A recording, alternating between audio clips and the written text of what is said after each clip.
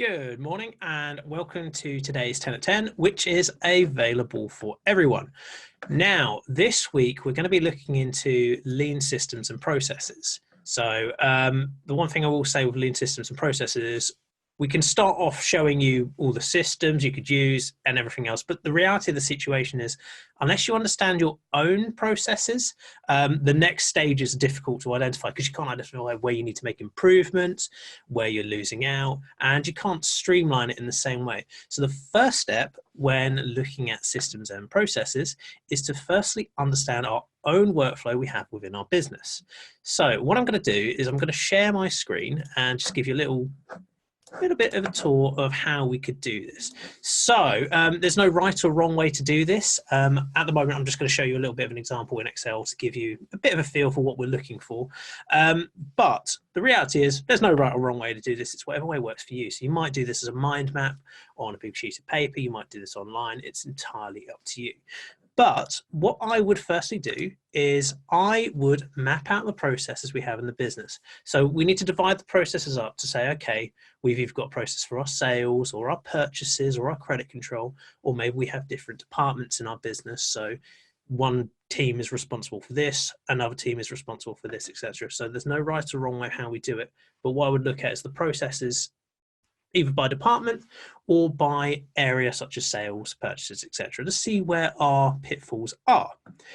Now, in Excel, it's got a rather handy tool called Smarter. I quite like the processes one because it gives you a little bit of a workflow, a little bit of an indication to start mapping it out. And actually, it's quite a user-friendly one because we can add extra levels to a stage simply by clicking Add. We can take them away. And of course, we can reorder them. Not a very good example. I don't have anything actually in these, but let's put 1, let's put 2, let's put 3. If we need to reorder things, we actually go, actually, I put that in the wrong place. Simple case of moving it down the list or moving it up the list. And it gives us a bit of a starting point. Now, what I would do here is say, look at a category such as our sales process, maybe our purchases process as well. And what we should be doing is looking at the actual workflow. Look at how the process starts. Look at all the stages in between for it gets to completion. Not to like the really, really ridiculously nitty gritty, but just to the general sort of feel of things. And ask yourself questions along the way when we're mapping out each stage. This gives an indication of where we can streamline, how we might change our systems, how we might change our processes, why we might change things to help us. Basically, the whole concept with processes and systems and how this all links into cash is that you don't want to have wasted time. You don't want to have duplication. You don't want to increase your chances of errors. So it's all about streamlining, saving time, saving money. And basically, the more time you can save here, the more time you can spend delivering on real value adding items such as your sales. You can start generating more sales because you're saving yourself that time. Now, this is just a little idea of some of the questions we perhaps should be asking in a given process. So we might pick a process or a category or a department. So if I picked a sales process, I might ask myself questions such as along here. And I might say, okay, well, how does the process actually start? How do I first integrate and how do I first communicate with the customer? Is it via a phone call? Is it via a site visit? Is it a website? Are there more than one way? Is there more than one way to get the information and get the process started? We want to understand every single sort of lead in to the process starting to trigger the process, because each process might be slightly different in how we gather the data, who's responsible for processing it, and of course, what's actually gathered and how it's gathered. So we might have, say, a phone call where data is gathered by one of our contacts, communicating with the customer and gathering the data. But then how are they actually gathering the data? Are they manually keying it in? Are they doing it on a system? Is it in a paper-based process? Or if it's saved by a website, is the customer itself actually entering in the details they require? Maybe it's an electronic store and actually all they need to do is say, I want this, this, this, that, and they're entering all the data themselves. In which case, we need to review how accurate the data is, whether we're missing anything in any aspect, whether there's maybe an online form where customers are just missing part of it because we don't have some sort of restriction in place to force them to enter the correct details. So basically, we want to work out which processes are causing us any pain, which can be accelerated and sped up, which can be made more easily, and which can be made more accurate. Then we need to understand how this data is all being gathered so that we can start processing it. Who is responsible for gathering the data? Who's responsible for processing the data? Really key here. Obviously, if you're a single business, this will probably be you. If you're just sole director, self-employed, this will be you. So this stage probably isn't quite as relevant. But if you have multi-teams, who is responsible for processing the data? What data is gathered? Really important, actually, because if you do have more than one staff member, you need to make it really crystal clear what data is gathered. You need to have a process for gathering that data so that every staff member follows the same process. They gather the same data. They present it in a similar way so that you have consistency. What you don't want is one staff member who forgets to gather one form of information, another one who forgets to gather another, etc. So what details do you vitally need to process, to complete this process? Do you need to gather the customer name? Yes, you do. Do you need to gather their billing details? Yes, you do. Do you need VAT numbers? What details do you need? The VAT number bit especially is important if you're trading in the EU and you're trading with people who are buying your goods from the EU, and actually they're a business, they can provide a VAT number, you're VAT registered yourself, and all of a sudden the sale can become a zero-rated EC sale. So items such as that are really, really useful. We want to make sure we gather as much of it up front as possible, because if you don't gather it all and you have to chase it, it's just not an effective use of your time if you can gather it there and then and not have to think about it. Then how is the data actually, how is it escalated? How do you then continue the process? With sales in particular, is it raised to a quote? Are we processing quotes and issuing them to the customers so they can sign off before we go to the next stage? Because we don't want to rush the sales process in the stage of, we don't want to just approve an invoice and issue it and find out it's wrong and the customer hasn't agreed to things, etc. So sometimes it can be more beneficial to raise a quote or to raise one sale and say, okay, I'm going to refer it to a management staff so they can review it and make sure nothing's wrong, nothing's missing, I haven't undercharged them for anything here. Particularly if you have more than one member of staff. So you might do an awaiting approval process where they escalate it to another staff member. Basically, it needs to be approved somewhere down the line. If it's a sole trader business and you're doing this whole stage, you will know. Maybe it doesn't need to be escalated. Maybe it just needs to be reviewed again.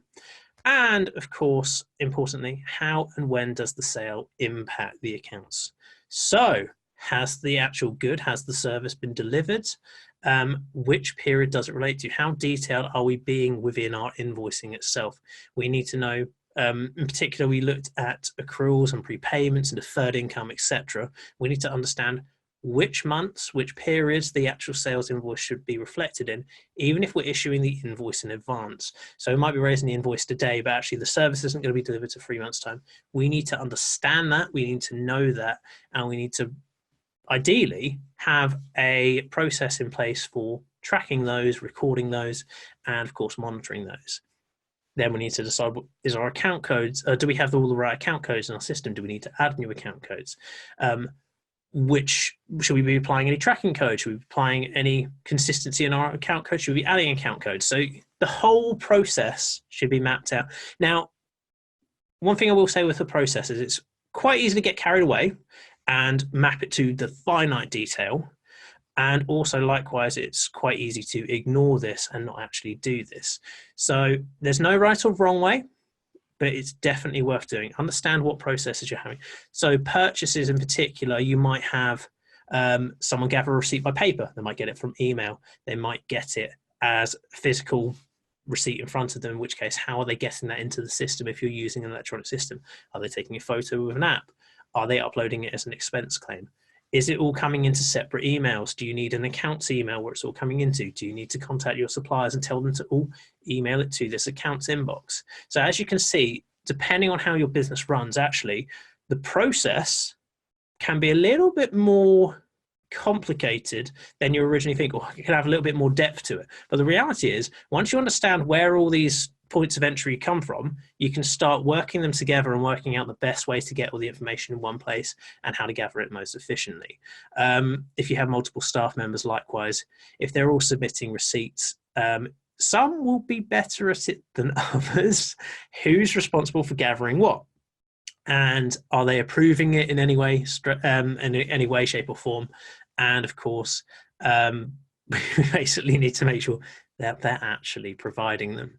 So really important, we need to understand who's responsible in each process. We need to understand how the process starts, what's gathered, who's responsible, what's done with the information when it's gathered, and then what happens next with it. Is it escalated up to an accounts team? Is it escalated to a manager for approval? And then, of course, who processes it in the system when it comes down to the underlying result. So just a bit of a thinking point. So map out your processes, and what you need to identify in these stages, basically, whether you have any bottlenecks, whether there's any points where you think, okay, this is how the process should be working, but the reality is it's not working this way because this staff member's perhaps forgetting to do this, or there's no formalized process, there's no checklist.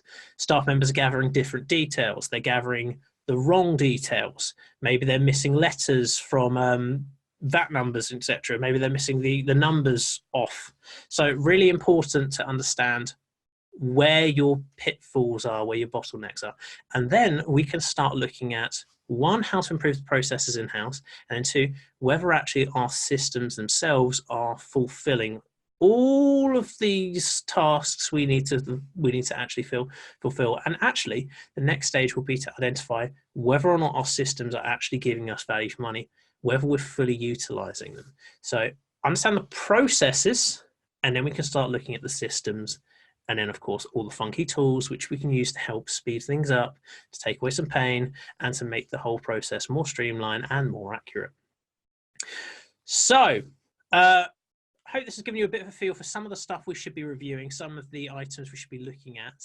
And one thing I will say is, please don't skip this. Please do review your processes. If there's anything in your business where you think, I'm not 100% sure if this is working properly, definitely review it. If there's anything in your business where you think, this process I'm 100% happy with, still review it. Because even though you might be happy with it, it might be working, you might be able to do it better. So don't just assume because it's working, it should stay as is. Still do map it out, but I would say prioritize the ones you know aren't working, so that you understand why they aren't working, they can be fixed quickly, and then look at the ones which you think they are working, because actually what you'll find is if you spend an hour mapping it and you save yourself 5 minutes a week when you make little changes, you might save yourself 5 minutes a week continuously for the rest of your business. All of a sudden you get that hour back very, very quickly, and you make a return in barely a few weeks. So it's really, really worth having a look at. Better spend an hour doing it today to save yourself 5 minutes doing it every week, etc. The payoff is massive. So please do review your systems and your processes and understand your workflows, who's responsible, how's it gathered, etc. So please do review this. Don't skip it. I've emphasized that a few times. Really, really valuable. And we'll look at the more interesting side of things over the next few days. So thank you for joining us today. I hope you found this useful. And if you do have any questions, or if you found this video useful and you want to leave a note in the comments, please do. And we will catch you all tomorrow. So thank you very much for listening, and I will see you guys tomorrow. Take care. Bye. Hi, I'm Lisa. And I'm Harry. And we are Chartered Management Accountants from Caseron Cloud Accounting Limited. If you enjoyed this video, please subscribe to our channel for more videos like this. Click on the link below to join our free Bloody Brilliant Business Bookkeeping group on Facebook, where we are live every weekday answering questions, sharing stories, and building profit-generating businesses that put more cash in your pocket. If you want to learn more, or you want to take a deeper dive into any of the topics we have covered, join the Bloody Brilliant Business Club with tutorials, workbooks, cheat sheets, and checklists which make it stupidly simple and brilliantly profitable to understand the financial stuff that you hate. We'll see you there. Bye. Bye.